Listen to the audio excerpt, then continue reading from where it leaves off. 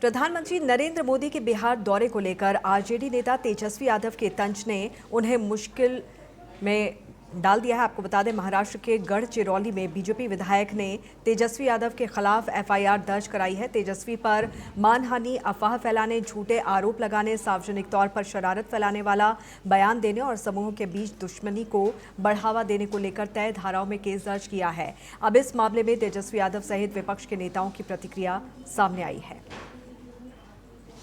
कौन डरता है? अब बताओ, जुमला बोलना भी अपराध हो गया। सच बोलने से घबराते हैं। आपके समर्थक कहते हैं एफआईआर से डरने वाला नहीं है तेजस्वी यादव। एफआईआर से कौन डरता है? नहीं डरते हैं, सच बोलते हैं। लोगों को सच बोलने से तकलीफ होती है। 15 लाख हर एक भारतीय के खाते में देंगे, किसने कहा था? 2 करोड़ सालाना नौकरी देंगे, किसने कहा था? बिहार को विशेष पैकेज और विशेष राज्य का दर्जा देंगे, किसने कहा था? बिहार का विकास करेंगे, किसने कहा था? हाँ? बिहार की बोली किसने लगाई थी? बिहार के डीएनए को खराब किसने कहा था? अगर ये उनके वादों को याद दिलाना गुनाह है तो ऐसी एफआईआर आप हर प्रखंड में कीजिए। आपने जो हर देश के हर जिला में आलीशान बनाए, एक एमएलए से क्या एफआईआर करा रहे हैं? पूरे देश भर में जितने बीजेपी के एमएलए कराइए, हम लड़ेंगे। नैरेटिव ये है कि देश के सबसे, विश्व के सबसे झूठे प्रधानमंत्री हैं। हम बोलेंगे, बार बार बोलेंगे, करो एफआईआर। लेकिन जो राजद डरने वाला होता है, उन्होंने बिहार गलत प्रदेश चुन लिया है। ये वोट चोरी करने के लिए भी गलत प्रदेश चुना और तेजस्वी यादव पे एफआईआर महाराष्ट्र में करा रहे हैं, उत्तर प्रदेश में करा रहे हैं। हिम्मत है तो बिहार में करा लो। आपको और डरेंगे नहीं। उनका एक एमएलए, इसका मतलब उनका एक एमएलए ने किया, बाकी एमएलए ना समझ है। बाकी एमएलए से भी देश भर के बीजेपी के एमएलए से करा लो। लेकिन आजकल आपके पास डेटा अपडेट रहता है, जो जंगल राज की बात बार बार की जाती है जब भी चुनाव आता है, क्या इस चुनाव में भी वही? NCRB, national crime record bureau, गृह विभाग के अधीन है। 1990 से लेकर 2005 और 2005 से लेकर 2025 का जो अपराध का आंकड़ा है उसका तुलनात्मक विश्लेषण कर लीजिए। दूध का दूध, पानी का पानी हो जाएगा। प्रधानमंत्री जी बिहार आते हैं हर 10वें दिन, तो वो आंकड़ा प्रस्तुत कर दें। बड़ी बड़ी एलईडी स्क्रीन तो लगती हैं, सरकारी पैसे से प्रचार प्रसार हो ही रहा है। भ्रष्टाचार को लेकर भी एक नई लड़ाई सामने है। प्रधानमंत्री कह रहे हैं कि कोई भ्रष्टाचारी बाहर रहना क्यों चाहिए? भ्रष्टाचार जितना बिहार में है, भाई साहब, आप अब मेरे साथ चलिए। 500 लोग खड़े हैं ब्लॉक में, थाना में भ्रष्टाचार है ना? कितना है? बिना पैसे के कोई काम होता है? ये जो एसआईआर की एक्सरसाइज चल रही है ना, इसमें भी जो आवास प्रमाण पत्र बनाना पड़ता है, उसमें भी 500 कहीं 1000 रुपए देना पड़ता है। भ्रष्टाचार का आलम यह है कि घुसखोरी भी है और ऊपर से इनकी सीनाजोरी भी है कि हम भ्रष्टाचार खत्म करेंगे। कल जो सुप्रीम कोर्ट का रुख रहा है एसआईआर को लेकर, उस पर आपका क्या नजरिया? सुप्रीम कोर्ट में लड़ाई लड़ रहे हैं ना हम लोग। लड़ाई लड़े तभी तो माननीय उच्चतम न्यायालय ने कहा ना कि आप आधार कार्ड को भी सम्मिलित करिए, नहीं तो कहाँ सम्मिलित कर रहे थे? चुनाव आयोग तो नहीं कर रहा। चुनाव आयोग जो बार बार दावा करती है कि कोई भी पॉलिटिकल पार्टी अब तक आके कोई क्लेम नहीं करती है, क्यों नहीं? भैया, मैं आपको रिटर्न में कोई चीज दे रहा हूँ, आप एक्सेप्ट ही नहीं कर रहे हैं। आप एक्सेप्ट ही नहीं कर रहे हैं। अब कोरोना में लोग कह रहे हैं कितने लाख लोग मरे, सरकार ने कहा कि मरे ही नहीं, तो क्या कर लेंगे? जब हम शिकायत लेके जा रहे हैं, चुनाव आयोग शिकायत ले ही नहीं रहा, उनकी रिसीविंग दे ही नहीं रहा, तो वो तो जीरो ही रहेगा। अब कल को तो चुनाव आयोग कह देंगे बिहार में 7 करोड़ नहीं 2 करोड़ ही मतदाता है, अब क्या कर लीजिएगा? हेट स्पीच के खिलाफ कभी चुनाव आयोग ने प्रधानमंत्री जी के खिलाफ कोई संज्ञान लिया, एफआईआर किया? मंगलसूत्र से लेकर टोटी से लेकर भैंस तक की बात कही गई, किसी ने संज्ञान लिया? विपक्ष पर सत्ता प्रतिष्ठान के लोग लगातार करते हैं, लेकिन इससे कौन डर रहा है? ये सरकार जब डर जाती है जनाक्रोश से, तो सहारा लेती है कोर्ट कचहरी का, सहारा लेती है थानों का। देश में जब डरने वाले हैं, आंख में आंख लड़ा कर करके मोदी जी को चुनौती दी और मोदी जी इतने डरे और सहमे हैं, उनके हर भाषण में तेजस्वी की खौफ दिखती है। यही तो है।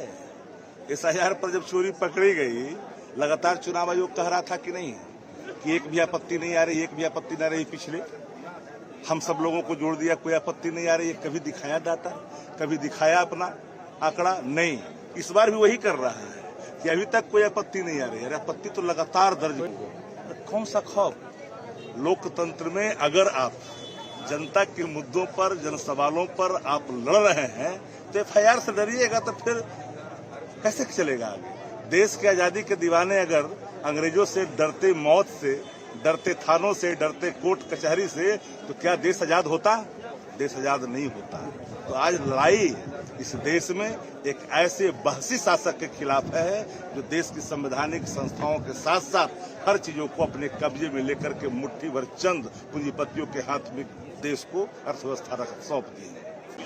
ये बताइए, यात्रा तो अब कम्प्लीटली आपके क्षेत्र में है और पूरा क्षेत्र है सर, पूरे का पूरा बिहार क्षेत्र से, और ये सैलाब है। तेजस्वी यादव पर महाराष्ट्र में एफआईआर हुई है। सर, अब तेजस्वी जी पर महाराष्ट्र में एफआईआर से कौन डरता है? जब मेरे नेता नहीं डरते हैं, राहुल गांधी कभी। तो यहाँ की समस्याओं को समझने की कोशिश कर रहे हैं। सीमांचल का जो इलाका है, बहुत सारी यहाँ बेचीदियाँ हैं, बहुत तरह की समस्या है, उससे पूरी तरह से अवगत होना चाहते हैं। वैसे वो पहली बार नहीं आए हैं, ये अभी 1 साल पहले भी उनका कार्यक्रम हुआ था, और अच्छी बात है कि बहुत जल्दी उनका दूसरा कार्यक्रम बना है। और पूरे सीमांचल के अंदर और पूरे बिहार के अंदर एक नई लहर है, और राहुल जी के प्रति और तेजस्वी जी के प्रति इस यात्रा को लेकर लोगों में बहुत उत्साह है। ये सब एफआईआर की गिदड़ भपकी से श्री तेजस्वी यादव जी डरने वाले नहीं हैं। नेता विरोधी दल हैं, सरकार की नाकामी को उजागर कर रहे हैं, जनता की आवाज़ को उठा रहे हैं, तो इनको एफआईआर से डरा रहे हैं भाजपाई। तेजस्वी यादव जी ये सब एफआईआर से जनता की आवाज़ को, तेजस्वी यादव जी के आवाज़ को नहीं दबा सकती सरकार। जनता का सुनामी तेजस्वी यादव जी के साथ है, जन सैलाब है। कब तक जुल्म करेंगे सत्ता के हथियारों से? चप्पा चप्पा गूंज रहा है वोट चोर गद्दी छोड़ के नारों से। पहले इसका जवाब दे। एक नहीं 1000 एफआईआर हो जाए, उससे क्या फर्क पड़ता है? जब जुल्म की दास्तान चलती है, ब्रिटिश साम्राज्य के जमाने में भी एफआईआर और जेल हुआ करते थे, अल्टीमेटली आजादी मिली ना, अल्टीमेटली लोगों को मुक्ति मिली ना। तो ये तो भारतीय जनता पार्टी का जो आइडियाज है, उससे मुक्ति लेने का संग्राम की यात्रा एक तरह से आप कह लीजिएगा। कहीं पर जेल में डाल दें या कहीं एफआईआर करें, कोई फर्क नहीं पड़ता। हम जिस मकसद के तहत निकले हैं, वो मकसद हमारा कामयाब है। वोट की चोरी नहीं होने देंगे। मौजूदा सरकार बिहार की हो या देश की हो, उसने जनता को तकलीफों में डाला है, परेशान किया। मोदी जी कब क्या बोलेंगे कोई ठिकाना नहीं।